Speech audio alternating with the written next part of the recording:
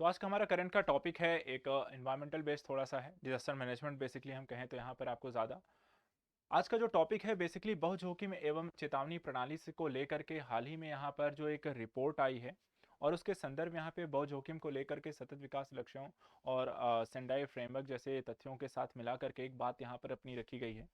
तो क्या है ये बहु जोखिम एवं चेतावनी प्रणाली या लक्ष्य जी के नाम से भी इसे जानते हैं। तो यहाँ पर देखिए हम कुछ एस्पेक्ट को इसमें समझने जा रहे हैं।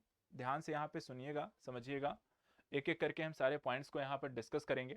सबसे पहले देखिए यहाँ पे चर्चा में क्यों है, आपदा प्रबंधन के दृष्टिकोण से स्थिति, जोखिम न्यूनीकरण के अंतर्राष्ट्रीय प्रयास, पूर्व चेतावनी प्रणाली, प्रमुख बिंदु और सिफारिशों को हम एक एक करके देखेंगे। इसमें सबसे जो पहला पॉइंट यहाँ पर देखिए, चर्चा में क्यों है, ये अभी हाल ही में करंट का ये विषय यहाँ पर क्यों बना है।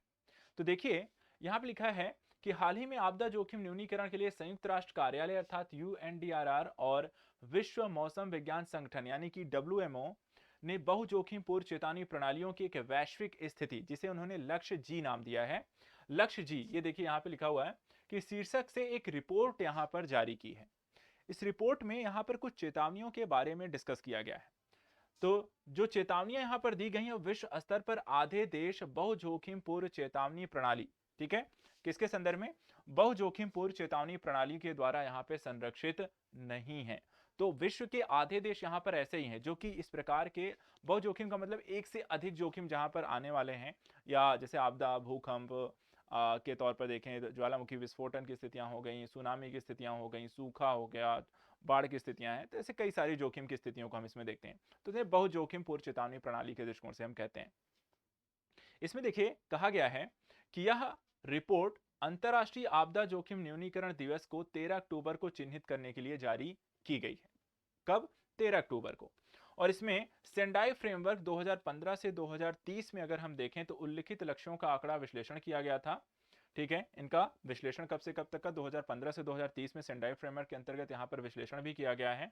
और यह विश्लेषण जो है आपदा में कमी करने को लेकर और रोकथाम के लिए एक वैश्विक खाका के तौर पर इसे तैयार किया गया है, जो कि 15 वर्षों के लिए इसे लागू किया गया था, 2015 से 2030 के लिए। देखा जाए तो फ्रेमवर्क में यहाँ पे 7 लक्ष्य हैं और इन लक्ष्यों का जो उद्देश्य है कि 2030 तक लोगों को बहु जोखिम पूर्व चेतावनी प्रणालियों और आपदा जोखिम की जानकारी प्रदान करना है एक तरफ, तथा आकलन की उपलब्धता तक पहुंच में वृद्धि करना है। लोगों को पता चलना चाहिए कि किस तरीके के जोखिम हैं, कितने बढ़ रहे हैं, किसके क्या आधार हैं, तो इसके बारे में लोगों को जागरूक भी करना है। और क्या है इसमें, तो देखिए यहां पर एक टॉपिक आता है कि आपदा जोखिम न्यूनीकरण के लिए अंतर्राष्ट्रीय स्तर पर जो दिवस मनाया जाता है वो क्या है, थोड़ी सी जानकारी इसकी भी ले लीजिए। यहां पर देखिए अंतर्राष्ट्रीय आपदा जोखिम न्यूनीकरण दिवस की जो स्थापना है वो 1989 में दुनिया भर में यहाँ पे आपदा न्यूनीकरण की संस्कृति को बढ़ावा देने हेतु यहाँ पे संयुक्त राष्ट्र महासभा के द्वारा आह्वान के बाद इसे प्रारंभ किया गया था। ठीक है, कब, 1989 में। इसके बाद वर्ष 2015 में हम देखें तो जापान के सेंडाई क्षेत्र में, वहां पर आपको सेंडाई जो फ्रेमवर्क है उस पर यहां पे काम प्रारंभ किया गया था। और आपदा जोखिम न्यूनीकरण के तीसरे अर्थात संयुक्त राष्ट्र सम्मेलन में अंतर्राष्ट्रीय समुदाय को याद दिलाया गया कि स्थानीय स्तर पर आपदाएं सबसे कठिन होती हैं, जिसमें जान माल की यहां पर आपको देखा जाए तो वृहद एवं सामाजिक आर्थिक उथल पुथल की आपकी क्षमता होती है।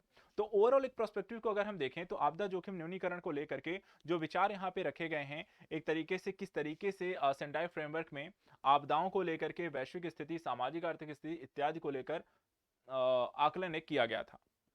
इसके बाद पूर्व चेतावनी जो प्रणाली यहां पर है वो कैसी है, वो भी यहां पर देख लीजिए। पूर्व चेतावनी प्रणाली के दृष्टिकोण से अगर हम देखें तो इसमें तूफान, सुनामी, सूखा, लू सहित आने वाले खतरों से पूर्व लोगों को होने वाले नुकसान की एक तरीके से जानकारी देना है कि कितना नुकसान हो सकता है, किस चीज से, किन क्षेत्रों में प्रभावित कैसे हो सकते हैं, तो उनको बचाने को लेकर वहां से उनको निकाला जाना, उनका रेस्क्यू करना, कई दूसरे क्षेत्रों में विस्थापन करना, ये सारी जो प्रक्रियाएं होती हैं, किसी भी प्रकार की आपदा जब किसी भी क्षेत्र में आती है तो वहां पर आपको एक आपदा जो प्रबंधन टीम होती है, राज्य होता है, सरकार, आपको केंद्र सरकार होती है, वो मिलकर के यहाँ पर काम करती हैं।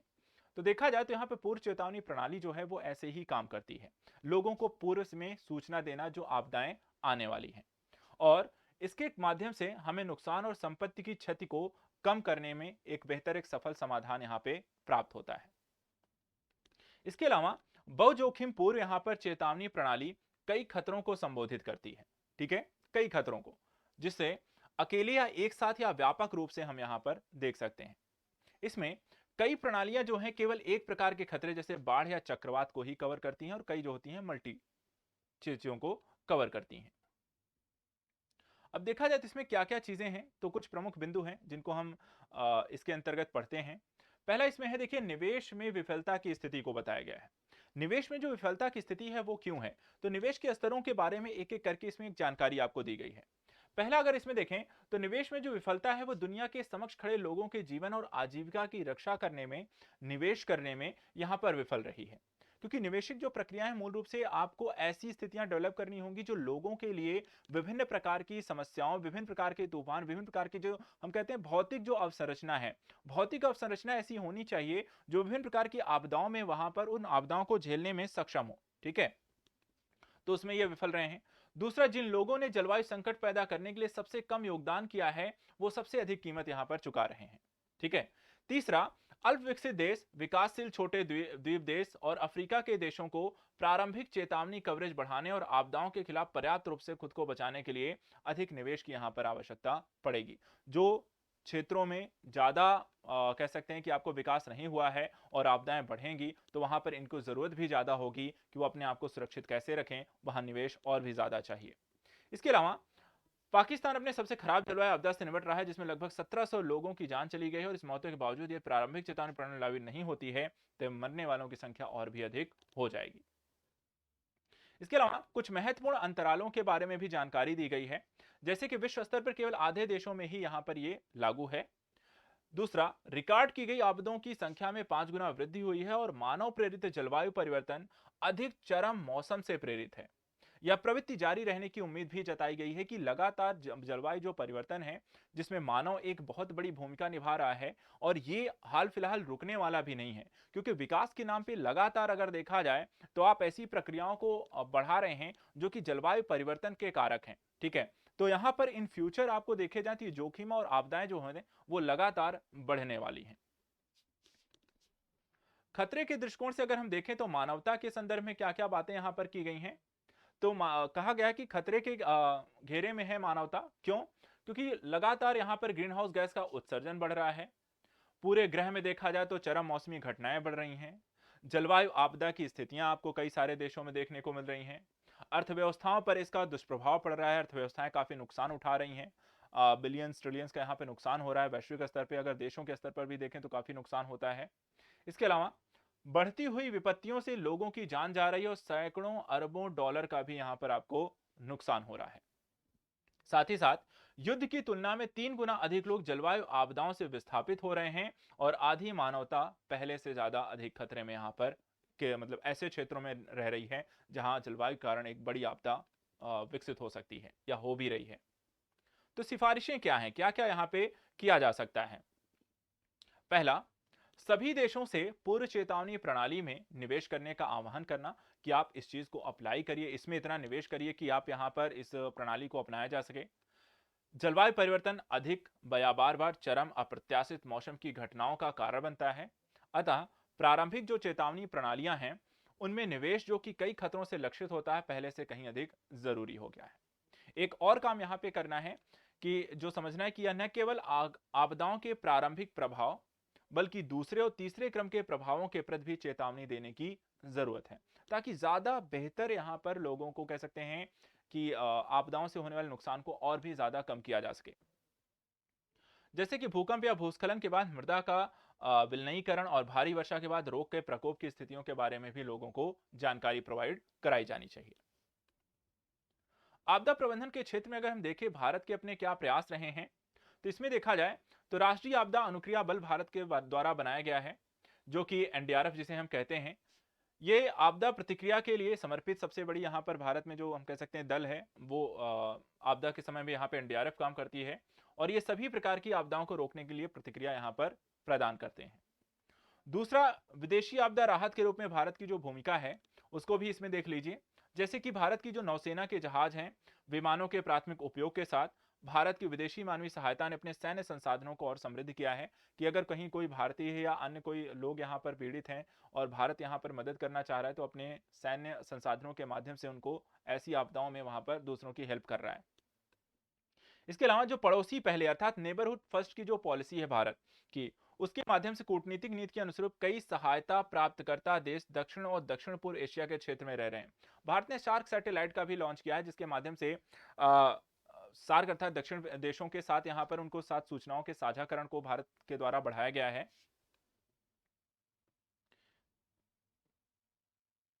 इसके अतिरिक्त क्षेत्रीय आपदा तैयारियों में क्या योगदान दे रहा है भारत?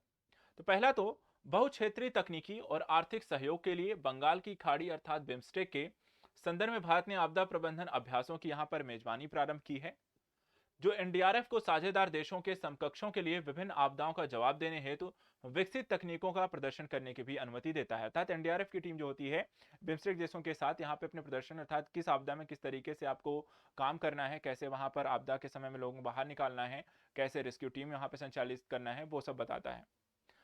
एनडीआरएफ और भारतीय सशस्त्र बलों के अभ्यासों ने भारत के पहले उत्तरदाताओं को दक्षिण क्षेत्रीय सहयोग मंच यानी सार्क और संघाई सहयोग संगठन यानी कि एससीओ के देशों के संपर्क में भी लाया। अर्थात कि अलग अलग ग्रुपों के साथ भारत यहां पर मिलकर के आपदा संबंधित समस्याओं को निपटने को लेकर साझेदारी स्थितियों को ज्यादा बढ़ावा दे रहा है। इसके अलावा जलवायु परिवर्तन से संबंधित आपदा का प्रबंधन भी यहां पर करता है। भारत ने आपदा जोखिम न्यूनीकरण के लिए सेंडाई फ्रेमवर्क, सतत विकास लक्ष्य, जलवायु परिवर्तन पर पेरिस समझौते को भी अपनाया है और सभी आपदा जोखिम कभी जलवायु परिवर्तन अनुकूलन सतत विकास के बीच संबंधों को भी यहां पर वो स्पष्ट करता है। अर्थात भारत ने अंतर्राष्ट्रीय स्तर के कई जलवायु कह सकते हैं कि समझौतों को यहां पर स्वीकार किया है और उसको अपनाने के लिए लगातार प्रयासरत भी है, प्रयास भी काफी सारे उसने किए हुए हैं। ठीक है, तो यहां पर ये टॉपिक था करंट का हमारा, जो कि हमने यहां पर देख लिया है।